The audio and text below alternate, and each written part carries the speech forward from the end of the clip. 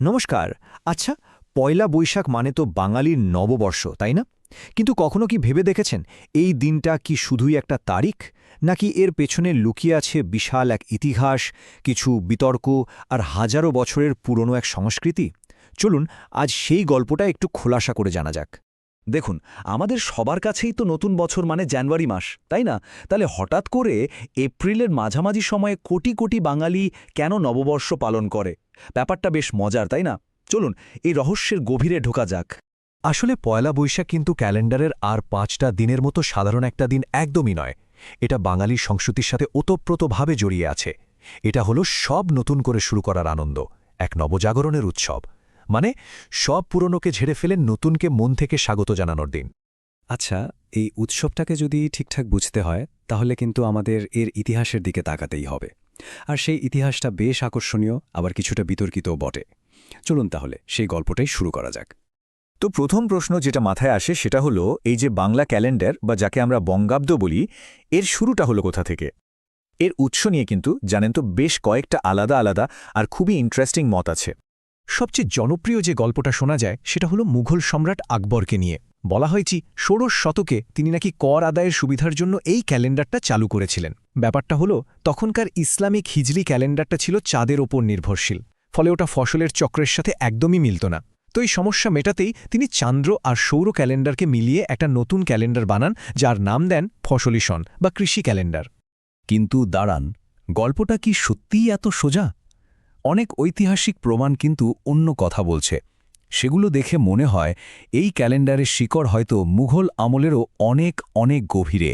আর ঠিক এই জায়গা থেকে শুরু হয় এক বিরাট বিতর্ক। এর উৎসটা আসলে কি, সম্রাট আকবর নাকি রাজা শশাঙ্ক? চলুন দুটো তত্ত্বকেই পাশাপাশি রেখে একবার দেখে নেওয়া যাক কোনটা বেশি যুক্তিযুক্ত। দেখুন, এই বিতর্কের দুটো দিক কিন্তু একেবারে আলাদা। একদিকে আছে ষোড়শ শতকের মুঘল সম্রাট আকবরের প্রশাসনিক সংস্কারের গল্প, আর অন্যদিকে তারও প্রায় 1000 বছর আগের এক বাঙালি রাজার কথা। মানে দুটো উৎসের গল্প কিন্তু একেবারে ভিন্ন মেরুর। বিতর্কের আসল জায়গাটাই হলো সময়। ভাবুন একবার, দুটো প্রস্তাবিত শুরুর সময়ের মধ্যে প্রায় 1000 বছরের ফারাক। কিছু ঐতিহাসিক প্রমাণ কিন্তু বেশ মজার। যেমন ধরুন, বঙ্গাব্দ শব্দটা আকবরের সময়ের বহু শতাব্দী আগেই দুটো শিব মন্দিরে পাওয়া গেছে। আর এটা কিন্তু রাজা শশাঙ্কের তত্ত্বকেই অনেকটা জোরদার করে, তাই না? তো এর উৎস নিয়ে ঐতিহাসিকদের মধ্যে না হয় তর্ক চলতেই থাকুক, কিন্তু একটা ব্যাপারে কোনো তর্ক নেই, সেটা হলো পয়লা বৈশাখের সাংস্কৃতিক ঐতিহ্য। এগুলো কিন্তু সবাই এক হয়েই পালন করে। চলুন এবার সেই নতুন করে শুরু করার ঐতিহ্যগুলোর দিকে একটু নজর দিই।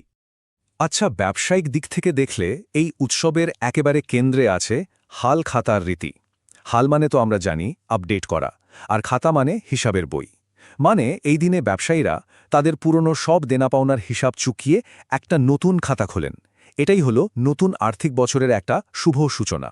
তবে এই যে নতুন করে শুরু করার ব্যাপারটা, এটা কিন্তু শুধু ব্যবসার খাতায় আটকে থাকে না, এটা আমাদের জীবনের প্রত্যেকটা দিকে ছড়িয়ে পড়ে।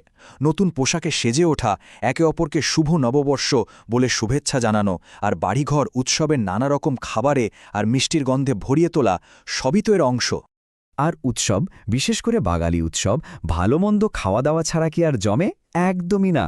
মিষ্টি দই, সন্দেশ, রসগোল্লার মতো মিষ্টি, আবার পান্তা ইলিশের মতো একেবারে ঐতিহ্যবাহী খাবার, এগুলো ছাড়া নববর্ষের উদযাপনটা যেন অসম্পূর্ণই থেকে যায়। প্রত্যেকটা খাবারের স্বাদেই কিন্তু লুকিয়ে আছে বাঙালির ঐতিহ্য আর সংস্কৃতির ছোঁয়া। আচ্ছা, এই যে আমরা বারবার বলছি নতুন শুরু নতুন শুরু, এই ধারণাটা কি শুধুই একটা সাংস্কৃতিক প্রথা, নাকি এর পেছনে কোনো গভীর মনস্তাত্ত্বিক কারণও থাকতে পারে?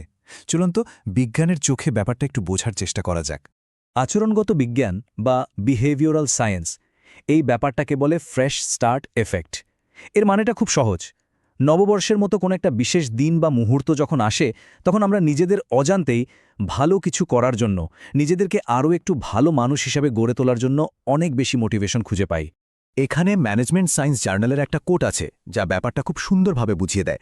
পয়লা বৈশাখের মতো উৎসবগুলো আসলে এক একটা শক্তিশালী সাইকোলজিক্যাল মাইলফলক। এটা আমাদের সাহায্য করে অতীতের সব ব্যর্থতাকে পেছনে ফেলে একটা নতুন পাতা উল্টানোর, নতুন করে শুরু করার সাহস যোগায়।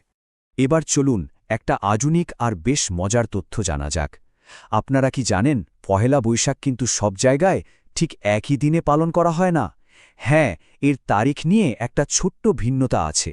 এই পার্থক্যের কারণটা হল বাংলাদেশে ১৯৬৬ সালে বাংলা ক্যালেন্ডারকে সংস্কার করা হয়। সেই থেকে বাংলাদেশে পয়লা বৈশাখ সবসময় ১৪ই এপ্রিল পালন করা হয়, তারিখটা একদম ফিক্সড।